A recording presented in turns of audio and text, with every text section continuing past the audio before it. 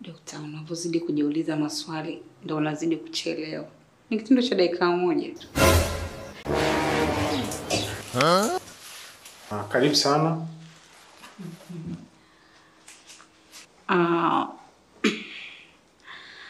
Kiukweli kabisa dokta, mimi nina tatizo kubwa.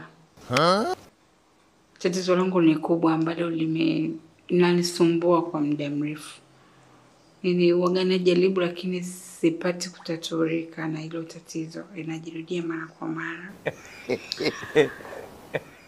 Of course ni kwamba nimepata sifa zako. You are such a good doctor and professional. Tena dokta ambaye una uwezo wa kutibu maradhi yote kwenye mwili wa binadamu. Nimekuja muda mrefu. Nilikaa pale kwenye benchi, nimekuona, ulikuwa unapita, umbeba mafaili yako, ukawa unamwelekeza yule nesi, fanya kazi mwenzio, sio ulikuwa unamwelekeza. That moment nikaa nimejisikia kwa kweli kama ugonjwa wangu unazidi baada ya kuona mpira.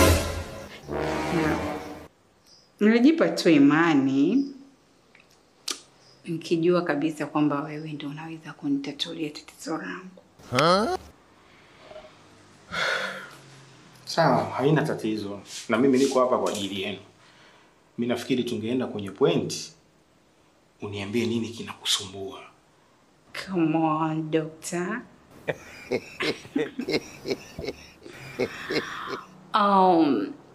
Well, mimi kwa sababu ninavyokuona ni doctor ambaye unajielewa, professional, una uwezo wa kusoma hata saikolojia ya mtu na ukajua huyu anaumwa nini.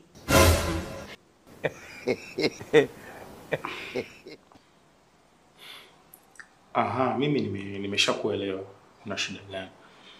Lakini kwa heshima yako mimi nakuheshimu sana. Na hapa unafahamu mimi nipo kazini. Hicho unachokihitaji mimi siwezi.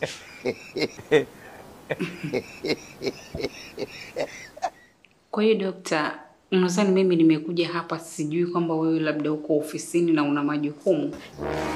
Unataka kunichukuliaje kwamba mimi sio mgonjwa? Mimi ni mgonjwa, ndio maana nimekuja hapa kwako. Unapaswa kunihudumia. Na isitoshe, mimi ni moja ya hayo majukumu ulionayo.